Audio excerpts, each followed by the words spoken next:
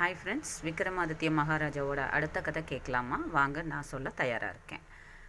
விக்ரமாதித்ய மகாராஜாவுடைய சிம்மாசனம் போஜ மகாராஜா அப்படிங்கிறவருக்கு கிடைச்சிது. அது எப்படி கிடைச்சிது அப்படிங்கிறது தான் இந்த கதை.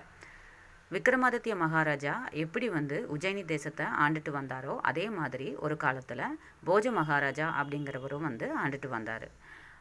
அப்போது அரசவையில் மக்களுடைய குறை தீர்க்கும் நேரம்னு ஒன்று வரும். அப்போது மக்கள் எல்லாருமே கூடி நின்று அவங்களுடைய குறைகளை சொல்ல தொடங்கினாங்க.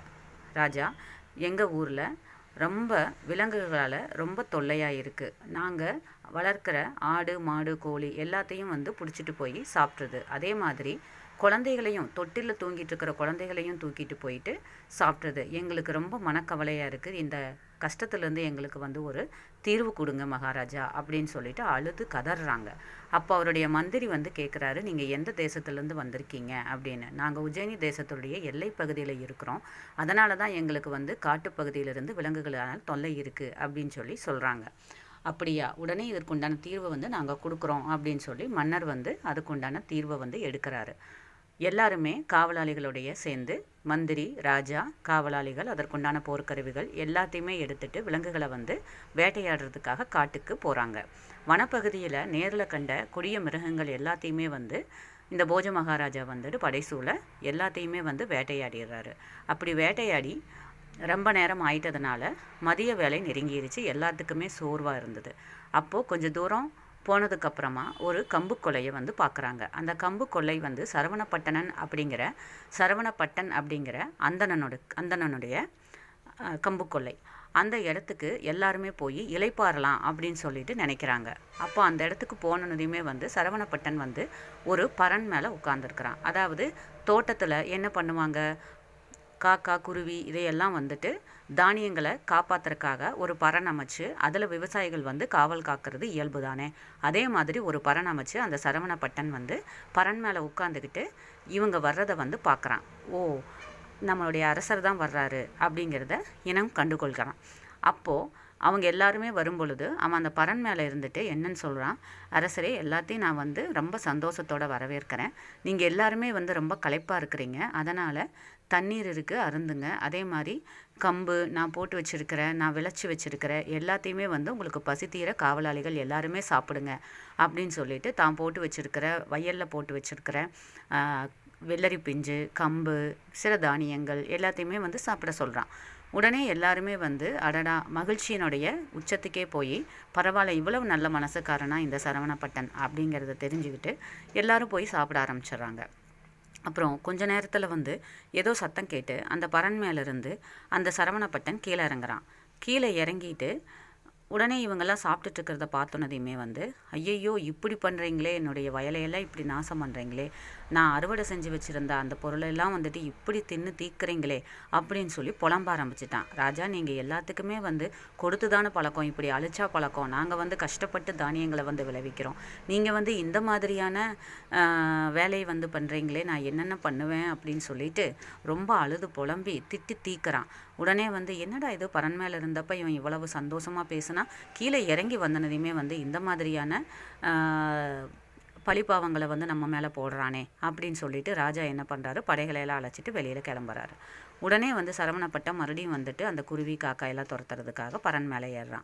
ஏறினோன்னதையுமே என்ன பண்ணுறான், திருப்பியும் அவங்க போகிறதையெல்லாம் பார்த்துட்டு, ராஜா, ஏன் போகிறீங்க, இன்னும் பசியே ஆறலையே, நீங்கள் ஏன் பாதியிலேயே போகிறீங்க, தயவு செய்து இந்த மாதிரி பாதியில் போகாதீங்க, சீக்கிரமாக எல்லாத்தையும் சாப்பிட்டுட்டு பசியாறு போங்க, அப்போ தான் என்னையும் எல்லாருமே வாழ்த்துவாங்க, இல்லாட்டி பாதி வழியிலேயே அனுப்பிச்சி வச்சுட்டான் இந்த சரவணப்பட்டேன் அப்படின்னு சொல்லி பேசுவாங்க அப்படின்னு சொல்லிட்டு சொல்கிறான். உடனே ராஜாவுக்கு பெரிய அதிர்ச்சி. இது என்னடா இது, பரண் மேலே இருக்கும் பொழுது இப்படி சொல்கிறான், கீழே இறங்குனா வேறு மாதிரி சொல்கிறான் அப்படின்னு சொல்லிட்டு மந்திரியாரை அழைச்சி, என்னடா இது, இவன் இப்படி பேசிகிட்டு இருக்கிறான், இதுக்கு ஏதோ பரண் தான் காரணமாக இருக்கும் போல், அதனால் நீங்கள் ஒன்று பண்ணுங்கள், இந்த கம்பு கொலையை நம்ம விலை கொடுத்து வாங்கிடலாம், அவன்கிட்ட பேசுங்க அப்படின்னு சொல்லிட்டு உடனுக்குடனே நான் போய் அந்த பரண் மேலே ஏறி நான் செக் பண்ணுறேன் அப்படின்னு சொல்லிட்டு அந்த பரண் மேலே ஏறிடுறாரு போஜ மகாராஜா.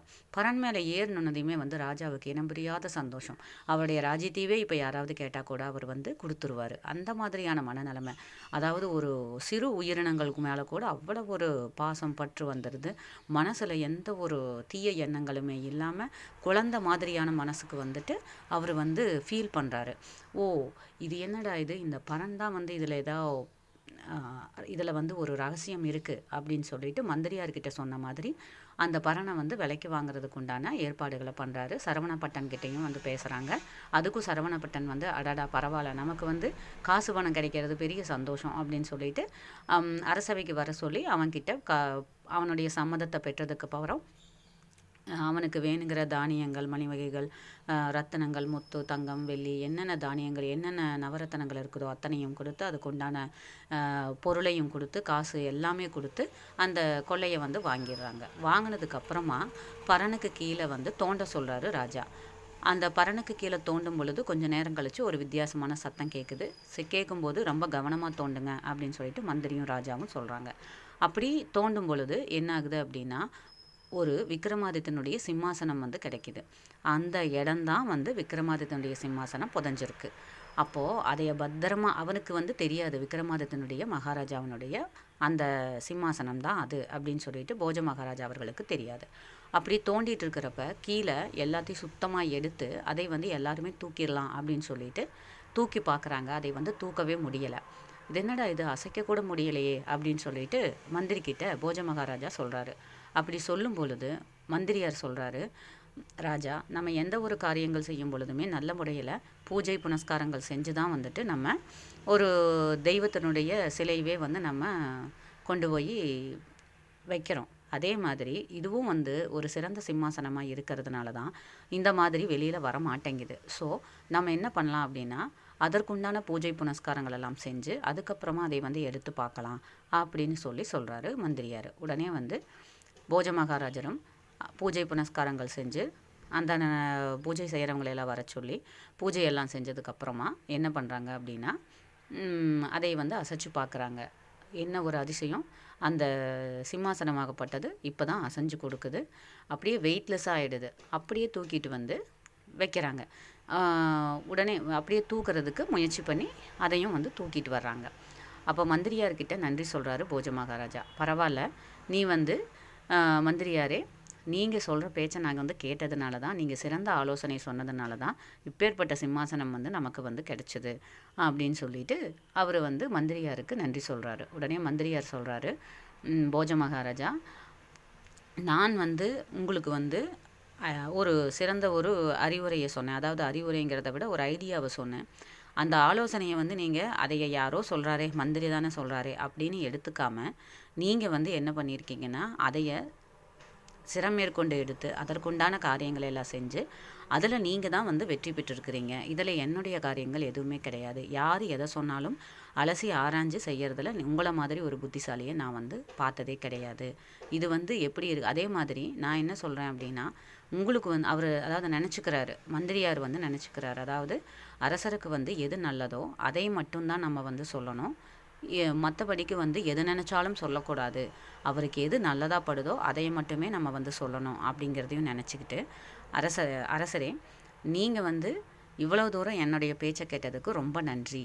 நான் ஒரு கதை சொல்கிறேன். அதாவது காசிபனார் அப்படிங்கிற ஒரு அமைச்சர் வந்து அவருடைய ராஜா நந்த மகாராஜாவுக்கு, அவருடைய ராஜா வந்து நந்த மகாராஜா, அவருக்கு பிரம்மகத்தி தோஷத்திலிருந்து எப்படி வந்து ஒரு விடுதலையை வந்து வாங்கி கொடுத்தாரு அப்படிங்கிறத வந்து நான் சொல்கிறேன் அப்படிங்கிறாரு.